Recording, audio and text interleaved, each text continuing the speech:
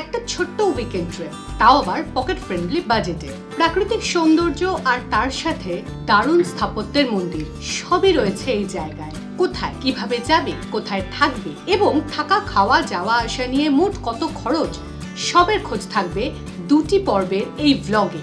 সুতরাং পুরো ট্রিপের খুঁটিনাটি জানতে গেলে দুটি ভ্লগই খুব মন দিয়ে দেখতে হবে। আজ আপলোড করলাম প্রথম পর্ব, দ্বিতীয় পর্ব আসছে খুব তাড়াতাড়ি। এখন আমরা কোথায় মিষ্টি? হাওড়া স্টেশন, তাই তো? কারণ আরো একটা ট্যুর, এই যে কিন্তু এবারে ওয়েট করছি ট্রেনের জন্য, কিন্তু এবারে লোক কম, আমরা মাত্র 4 জন। ও হ্যাঁ, সেটা কি সারপ্রাইজ? ফেসবুকে দেখবে, এরাও ইউটিউবেও দেখবে। একদম কেউ জিজ্ঞাসা করলে কোথায় যাচ্ছি বলতে না করেছে মিস। ইউটিউবে দেখবে। ট্রেনে মিষ্টি, ট্রেন ছাড়লো রাইট টাইমেই ছেড়েছে, একদম অলমোস্ট রাইট টাইমে। আমরা আছি হাওড়া বিকানের এক্সপ্রেসে, যাব ধানবাদ, আমাদের গন্তব্য। মাঝরাতেই মোটামুটি নামতে হবে, 4 ঘন্টারও কম, 3 ঘন্টা 50 মিনিটের মতো জার্নি। 3:20 নাগাদ, 3:30টার মধ্যে হয়তো নেমে যাব। এই যে মিডল বার্থে একজন, আর একজন কই গো, দাঁড়াও দেখি, এই যে আরেকজন, এই যে। তাহলে একেবারে আধা ঘুম ঘুমিয়ে ধানবাদে, তাই তো মিষ্টি? Good morning. ঘুম কাটছে না, তবু আমরা দুজনে বেরোলাম ধানবাদ স্টেশনের একদম সামনের দিক, যেটা আসলে এন্ট্রি পয়েন্ট। যদিও আমরা বাইরে থেকে যখন ট্রেনে করে ধানবাদে আসছি, তখন এই রাস্তা দিয়েই আমরা শহরে বেরোবো। স্টেশন চত্বরে রয়েছে সারি সারি ভাড়ার গাড়ি, যেখান থেকে বেড়াবার জন্য গাড়ি অনায়াসে ভাড়া করা যায়। ভিতরে ঢুকেই 1 নম্বর প্ল্যাটফর্মের সঙ্গে অনুসন্ধান অফিস, যেখান থেকে রুমের বিষয়ে সমস্ত খবর পাওয়া যায়। আমরা যদিও ট্রেন টিকিট বুক করে সেই পিএনআর নাম্বার দিয়ে রুমের অ্যাডভান্স বুকিং করেছিলাম। তো আমরা তো এসেছি রাতের ট্রেনে হাওড়া বিকানের, তো মোটামুটি ঘন্টা 4-এর একটা জার্নি। আমরা 3:20 নাগাদ নেমেছি।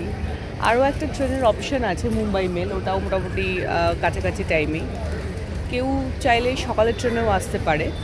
ভোরের দিকে ট্রেন ধরলে হাওড়া থেকে আরও শতাব্দী রয়েছে, আরও অপশানস রয়েছে, তো সেগুলো মোটামুটি ওই 10টা-11টার দিকে পৌঁছয়। আমরা যেটা করেছি, ওই 3:20 নাগাদ নেমেছি। তারপর আপার ক্লাস লেডিস ওয়েটিং রুমে একটু গড়িয়ে নিলাম। অবশ্যই এসি রুম।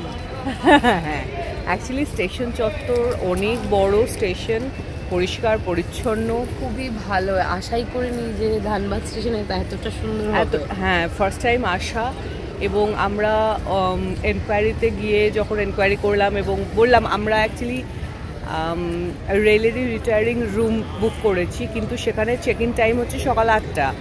তো আমরা যখন গিয়ে কথা বললাম ওই ভোর রাতে, তখন ওনারাই আমাদেরকে দেখিয়ে দিলেন এবং নিয়ে গেলেন যে আপনারা এখানে কয়েক ঘন্টা এখন রেস্ট নিন, তারপরে যখন আমাদের চেক ইন টাইম তখন আমরা চেক ইন করবো।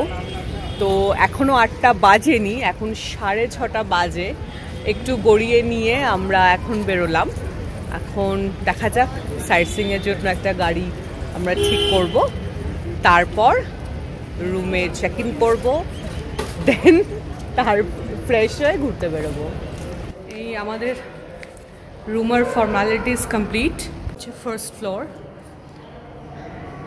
এনকোয়ারি, যেখানে তার পাশেই ওয়েটিং রুমগুলো রয়েছে, যেখানে আমরা যখন ওয়েট করছিলাম তার পাশে এই সিঁড়ি দিয়ে উঠেই এই রুমগুলো। এখন আমরা রিসেপশনে একবার দেখা করব যে আমাদের রুম নাম্বার যে দুটো বুক করা রয়েছে সে দুটো কোথায়। তারপর 8টা বাজলে, এখনও মিনিট 5 বাকি আছে, একদম ডট 8টা বাজলে আমরা রুমে চেক ইন করবো। হ্যাঁ, আর সিরিয়াসলি সব কিছু সিস্টেম ভীষণ ভালো। রেলের স্টাফদেরও দেখলাম খুবই ফ্রেন্ডলি, হ্যাঁ, পরিষ্কার পরিচ্ছন্ন, কালকে রাত থেকে আমরা খুব ভালোভাবেই রয়েছি। একদম। এখন প্রায় 10টা, পৌনে 10টা আমরা বেরিয়েছি আজকে সাইট সিইং। আর একটা কোথায় দেখতে পাই না কেন? এই লম্বুটা তোকে দেখতে পাই না তো। হ্যালো, এরা রুম থেকে বেরিয়ে আগে ছবি তুলবে, তারপরে গাড়িতে উঠবে ভেবেছিল, কিন্তু এটা কারোরই মনে নেই। আমার তো মনে থাকেই না, এদের নিজেদেরও মনে নেই, তাই জন্য ভিডিও করা হচ্ছে। কোথায় রে তুই? দেখতে পাই না কেন? মুন্ডুয়াড়া মঞ্জুরি দিদি সবার আগে ছবি তোলার জন্য লাফিয়ে টুক করে পড়ে যায় একদম, এবং ওর মনেও থাকে ছবি তোলার কথা, আর আমরা ভুলে যাই একদম। যাই হোক, আমাদের ফার্স্ট এর লিস্টে মোটামুটি বেশ কয়েকটা স্পট আছে, তো টাইম দেখে আগে কোথায় যাই দেখা যাক।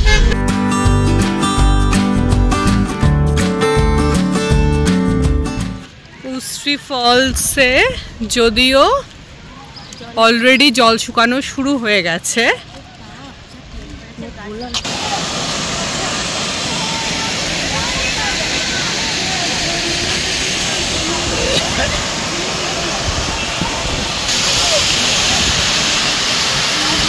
তুমি নামবে নাকি স্নান করতে? যদিও রবীন্দ্রনাথের উশ্রী নদীতে ফলসে এখন জল খুবই কম, কিন্তু এই জায়গাটা অসাধারণ, তাই জন্য ফটোশুট একদম। কিন্তু মডেল সমানে ভেঙে যাচ্ছে, ভীষণ সুন্দর জায়গাটা। রোদটা একটু খুব কষ্ট দিচ্ছে, হ্যাঁ, কিন্তু হাওয়াটা খুব সুন্দর, যার জন্য রোদটা মানে মনে হচ্ছে না খুব কষ্টকর, খুব ভালোই লাগছে। তাহলে नेक्स्ट क्या है भैया? कौन सा स्पॉट है नेक्स्ट? कौन सा? ओके, तो उश्री ডান। এরপর আমরা যাব তোপচাঁচি। তোপচাঁচির পথে যেতে যেতে বরাকর নদী, যদিও আমাদের রাস্তায় ওপরের ব্রিজ দিয়ে যেতে যেতে হঠাৎ বরাকরের পাশে একদম, তাই জন্য একটু উপভোগ করা। একদম জলের কাছে গেলে আমরা আবার আটকে যাবো, তাই একদম আমরা ওখানেই বসে থাকবো একদম। হ্যাঁ, যেই জন্য এই ওপর থেকেই সান্ত্বনা পুরস্কার, তাই তো? একদম পুরি পাওনা। হ্যাঁ,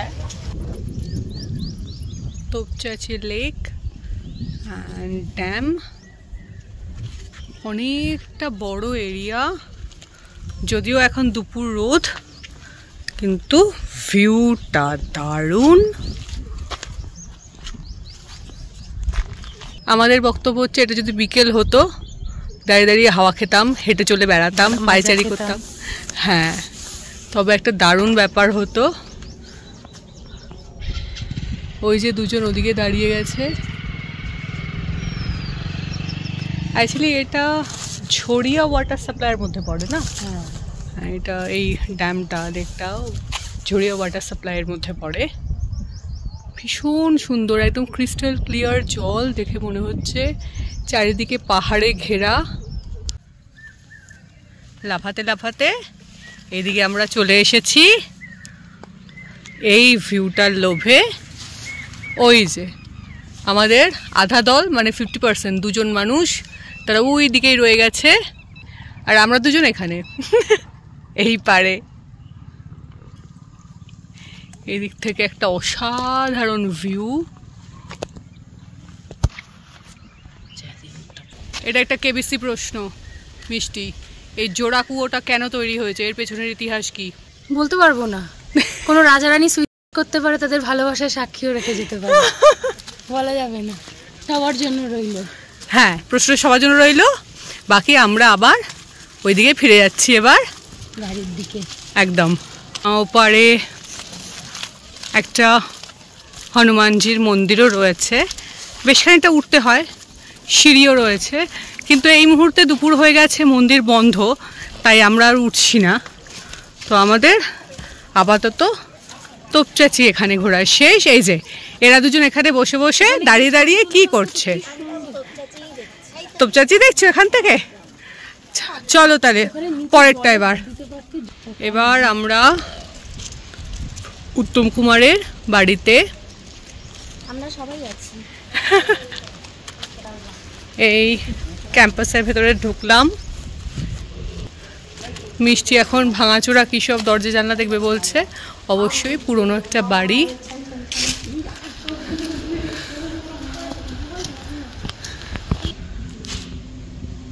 একটা সুন্দর নিরিবিলি বাগান বাড়ি, কিন্তু রক্ষণাবেক্ষণ নেই।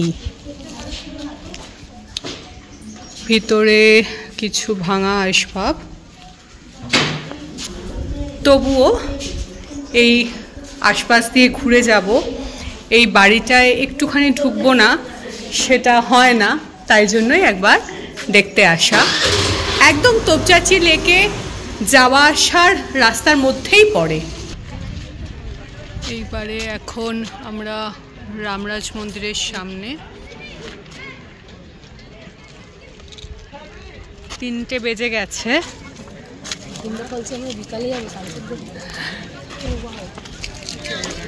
প্রচুর রোদ্দুর, প্রচুর গরম।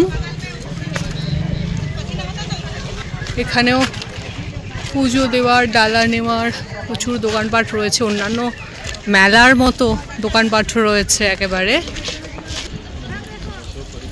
অপূর্ব সুন্দর মন্দিরটা, এবং লাকিলি আমরা খুব ভালো সময়ই এসেছি, কারণ মন্দির খোলা, কাজে আমরা দর্শনও করতে পারবো।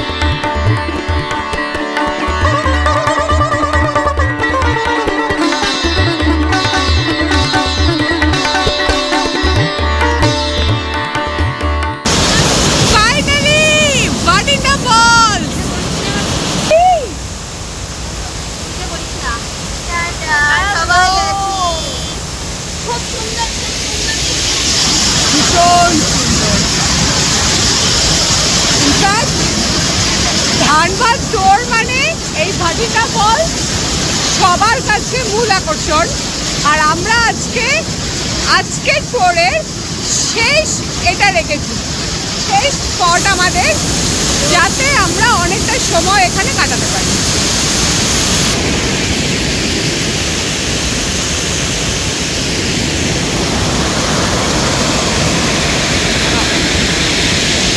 বর্দিমিস সেফ জোনে দাঁড়িয়ে আছে এবং পোজ দিচ্ছে। দেখো পুরো মুডে চলে এসছে। আর আরেকজন তো ফটোগ্রাফার হয়ে গেছে।